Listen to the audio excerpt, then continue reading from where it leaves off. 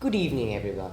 Welcome back to another interview series of our project Among the Clefs, done by the Western Society of Royal College. My name is Sureka. And I'm Nevin Vanyachi. Today we are honored to have Miss Sureka, the choir director of the Royal College Choir. She was one of the main reasons the choir was able to go for Asia Pacific World Choir Games in 2017 and World Choir Games in 2018. Miss, if you don't mind, would you mind enlightening us with how you got into music? I think music got me. Uh, It's Right. not that I got into music. And my very first, I think since I was like 2 years old, I had been playing music. I could play tunes.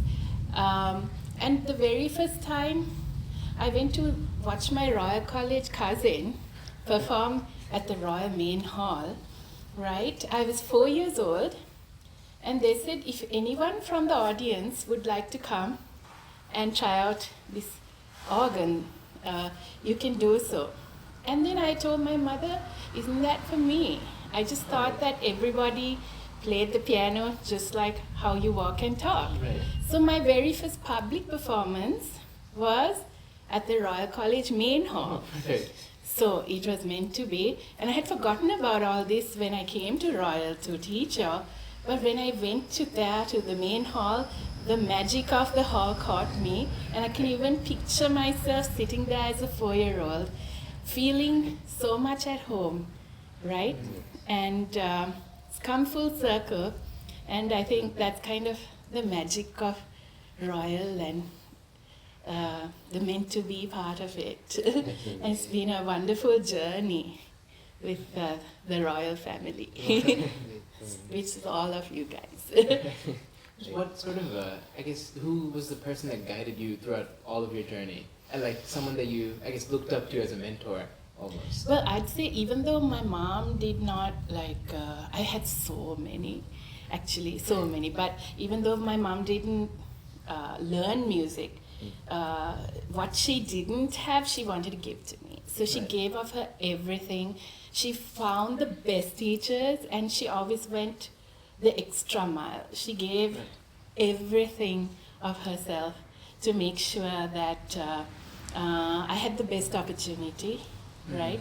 And that I also understood how to not just think about myself, but to appreciate talent in others. And obviously she fell for a royalist, my father, and they were teenagers, I think. And Right. but she always said, when you go even for these royal fairs, these boys remind me of Tata, because they're all original thinkers. They reach for excellence, right? And it's so nice that the boys themselves do stuff, because even Tata at the age of 13 built radio at Royal. Oh, right. It was one of the first in the region. So, and at 13, I did my first orchestration, Oh, which I see. was done by a Philharmonic Orchestra. So, Right. so, things, you have to follow your talent and things start early. And I think Royal has always been a part of that. And having a mom who was a huge Royal fan, growing up in a Thomian home, That's Yes. And she always told me, you cannot forget those lovely Royal College boys in the choir. They are genuine, and you have to always go back to them. So that's why I'm there. Part of the reason we're still, I guess, trying to withhold that is I think you constantly reminding us. And then that really paves the way for us to keep up that legacy. But I mean, other than that, I had Mrs. Sita Joseph Tisserum, who was my first teacher since I was 4. Right. Then Irene Abesundaram, piano. Now, she had studied at the Royal Academy of Music, where I also studied later. All right, we both were ABRSM scholars in London. And then even my violin teacher, Eileen Prince, was a scholar in London. And so piano, flute, violin, recorded. I did exams in all of those with those amazing teachers. And I'd say till I was about 20, all my music education was homegrown. But when I won about 7 scholarships, right? Including a Fulbright scholarship to New York, where I got to meet like the best of musicians. So I really feel grateful that in my field, I got to reach like that level. Like my dad did that with computer science at MIT. So, but like for me, I did it with music. And so when I was there, like I had that chance, you know, to be with the best of mentors and performers and everyone.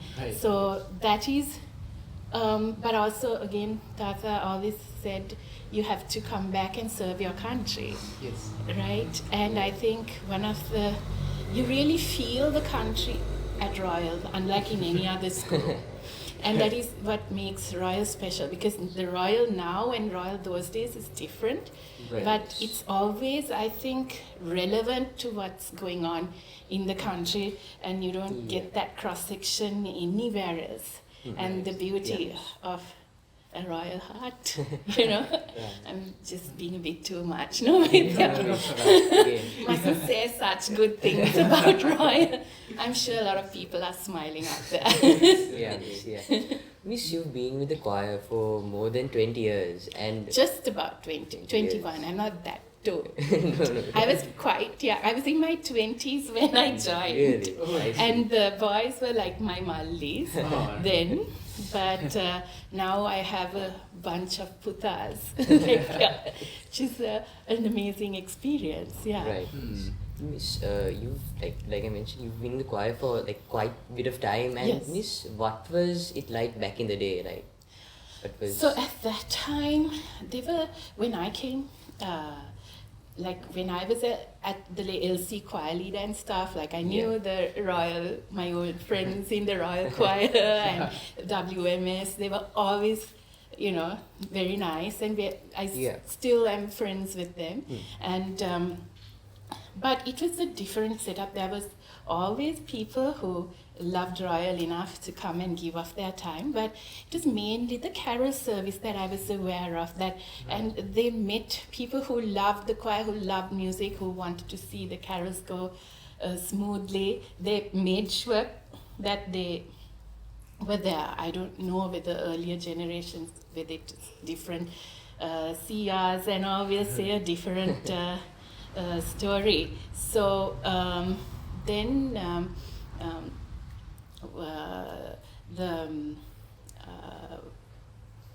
what was I saying now? I got lost a bit. You were talking about carol service. Yeah. So what happened is they couldn't find anybody to train them. So I got a call at a strange hour, like very late, and I thought it was a prank. Because I was training the ladies' college choir, and the ladies' college choir leader's brother, I don't know whether it was competition or what, but Milinda Pereira, I will tell the name, he's the reason. He said, Miss, I did pray about it, and I know that you are the person who has to come to Royal College, and I really thought it was a prank. But it was really scary, and I don't think they had a lady there before, so everyone would stand still, and then it looked as if they were, you know, in their heads thinking, there's a lady in the room, there's like a miss here, like it's although they didn't say it, that seemed to be there, and they didn't sing in parts. They didn't know what parts were, like you know, like it, at least when I took over. I don't know whether the year before it was different. So just in case, so it was. We had like 5 sopranos, and or 3. It was really small, but I remember Mario, him coming with his mother said, he was in the hospital a few hours ago, Oh, right. and he had, I don't know, bronchitis, or I don't know what, I can't remember, but he said, but choir, we will not miss it. Yes. And that was the commitment. So my Yes. 1 hour, they took 3 hours of that. They made it 3 hours of practice for the 1 hour of my leftover time, because I was at Ladies and CIS then, Okay. and I didn't have much time for Royal. But every minute was taken, and they gave it that passion, and they did their very best. And that is how it built up. Because it's strategic thinking in royal style, in right royal style. It's just, even if things are not good, there will be all these standards. Yes. And yeah. I think what has been sort of the thing that's kept you coming back? I think since it's been well over 20 years. It's you guys. Yeah, because as long as there is a need for, like, where the connection is still there, and it works. Right. And I feel that y'all need me back, and y'all invite me back. Yes. That's what's kept me going, because I've been, Holding and I went to America in the middle of it and did yes. my master's and my Fulbright residency, and I was away for about 3 years, and I thought, okay, I'm not going to do choirs again. Right. And then I came back, and they said, we don't want anybody else, we just want you, and we want you for not just us, but for the Mullies and the generations, and they had a big plan, and even when the Royal Choir was not even the best in the block. I mean, that of course with Ladies College, there you can't be the best. Times change. Times change. What do you mean? As in choirs come up. Ladies is also very good. Yes, it is good. So, but the point is, they wanted to, not even being able to, at such a basic level, they wanted to be the best in the world. That is royal for you. And you're looking at this and thinking, best in the world, just try to be good amongst a few schools. But they didn't leave that and that thought of like aiming for the highest. And that's the thing, we made it. We did it. We went for the world, the Asia Pacific Choir Games, the World Choir Games, right? And it was so wonderful that I was able to premiere my composition, which was inspired by all, really. So on a world stage like that as well. But that was a beautiful journey, really. Yeah. What were some of the memories that always stick with you from World Choir Games and I guess old and new Royal and the choir as a whole? Well, Hearts of Gold, really. Hearts of Gold. And that has not changed. Right. And people are very, very real and I think thoughtful. Like I met some of my old boys, and so many of them, when they had a quiet moment at one of their weddings, actually, they said, how is your father, miss? They said, in a quiet moment. So it's just that, that attention to detail and care and treating people well and all that has been the norm. I see. And the brotherhood, that it's like a family. And so that has been the bottom line, whether we go for choir games or not or whatever, that is the golden thread of being inclusive and aiming for high standards and being compassionate and being human. I see. Miss, along the years, how has like choir changed and improved from? So it was very, I think in the first few years, like because as a pianist, I would choose things where I could cover up like the beats. If there were not enough tenors, I'd like play something there that would make it nicer and people won't notice the deficiencies.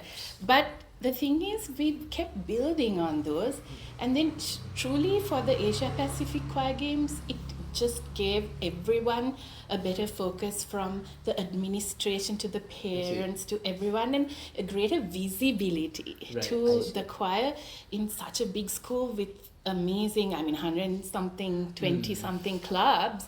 Just to make it even at Royal, it's like a big deal, right? Yeah. Sometimes it's easier to make it in the world stage Then, before Royal.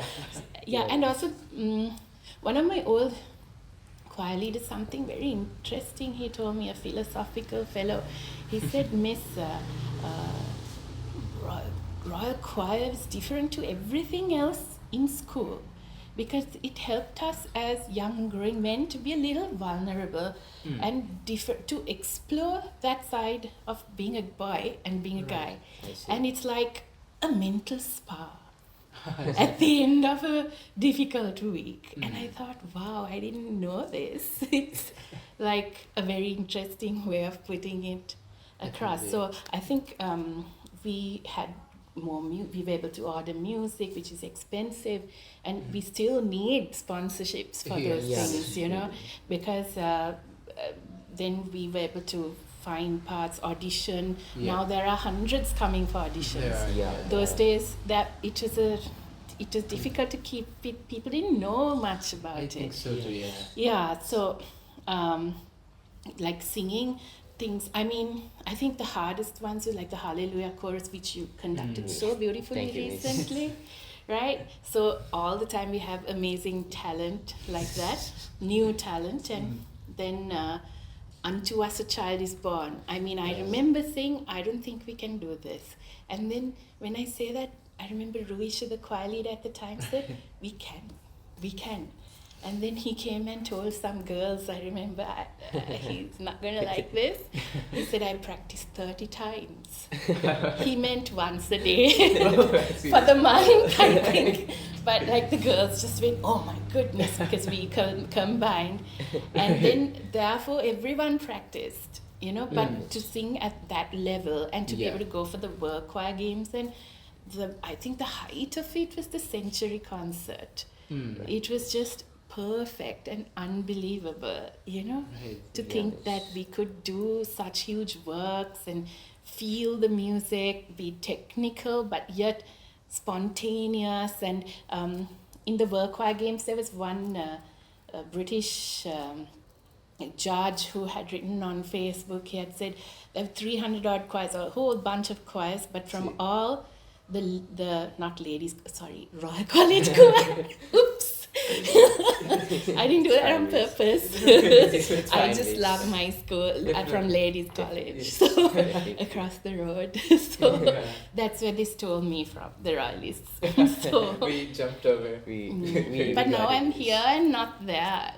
But I'm there with the orchestra and OGA choir. But anyway, I have won me over here. But so that's the thing. The Royal Choir.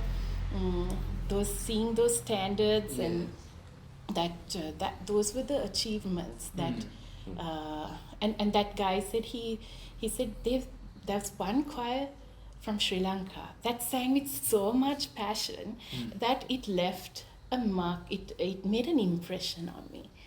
Right? Can you imagine that? So that's also a testament for us as Sri Lankans. To know, and Royal has shown that, I think. You guys, as all of us, what we had is, we mustn't lose those things. The spontaneity that Sri Lanka can give the world, which other countries may not have, the connections. We must know what our strengths are, and then whether it's choir or anything. And I think all of us, we made it work, and we showed the world who we are as Sri Lankans, and that we have a lot to give, being a little dot in the map, world map. It's incredible to see that, I guess, impact even on international platforms. Absolutely. And then you know your worth, right? Exactly. Yes. Which is why we must think global, because as soon as you do that, we get context and we know our worth. what we are worth. Others we are always thinking we're a developing country. But developing and developed is a state of mind. Yeah. Right? Yeah. And I think you guys showed that to me. I mean, I think like that thanks to my dad and mom and all. But Royal, it's nice to be with people who think like that too. Like you guys and all the boys. Yes. I think one of the biggest things that happened to some of even the greatest artists is like with time something comes along and sort of knocks them down midway of their like whole journey. What's something that's kept you going from age 4 onwards, and something that's kept the passion? I liked the stage. I mean, it's strange because I'm a quieter child. I'm not a child, but I haven't lost the child in me thanks to Royal, right? But I'm giving way too much credit to Royal. But the point is like when I went up there, I was just, it felt good that because I took it for granted, me being able to play. But then people come and tell you, oh gosh, what you did like had an impact on me, or it moved me, or it had some significance to me. Or even at LC, I remember being 11 and playing behind the curtains, and the whole like 1,500 people clapped, and they felt it, and they're still there always right along, right? So to feel that what you're doing is making a difference, and also just randomly doing music exams, and then under difficult circumstances sometimes, and then winning. Like I've won about 25 awards by the age of 17, 18. Whoa. One cup I had this size for netball shooting. But other than that, all were, and I had like medals and all, which are all London exams. I see. Which is what, in the end, it exempted me from a first degree, and I was able to do a master's straight away because by the age of 17, I had done up to, and I was in the Philharmonic Orchestra, so I had performed since the age of 11. I had done like Beethoven's Eroica Symphony. I had been playing a lot of, and by 14 I played Rachmaninoff preludes on stage and on piano, then on flute. I did my own flute concerts here in New York, in San Francisco. So I had all those. I've performed in about 8 different countries, 15 cities, I think. Wow. And I had all of that. And then y'all get all of that actually. I think that's the goal. Take the Royal Choir to 8 different countries. Really? But I'm bringing the 8 different countries to you. But we also went together. I mean, if we have sponsors, then we can definitely do it. We'll get a direct line to New York. I'll join for that one. Please do this. Something that young choristers and musicians struggle is that how do they improve as a musician, as a chorister? As choristers? As choristers in general. Go with the flow. Don't overthink it. Right. Don't lose the joy. That is it. Right. It's like you have to be consistent. I don't know, I would practice for hours on my instruments, but choir for me, y'all may not like what I say, but it was just like an afterthought. But it was just more the social aspect of it for me. I see. And I knew it was oral training and stuff. But then when I left school, it was a huge, like a vacuum without choir. Right. And then I realized what an important role it played. But, sitting at the back and talking was the most fun part, which is the worst part for a teacher or anything. Right. So, yeah. That means thank you so much for your time. I'd say we learned a lot about choir and history and not to lose the joy. It's really not to lose the joy. Yeah. And I remember like Dinuka, who was one of the most amazing royal choristers and head boys at Royal. He had written on the Royal Souvenir. I mean, and also we brought back Festival of Choirs. Yes. And at first Festival of Choirs, I directed 6 of those choirs. Oh, right. Oh. All 6 on. All 6, right. and the day before I went to India, performed, and came back straight onto the stage. I've like also halfway through the Royal Festival of Choirs, after I finished with y'all, I've flown to India, done a TEDx talk. Oh, I remember that. Yes. Yeah, Hit but the high notes. yeah, but it's like I went from the royal stage to that stage.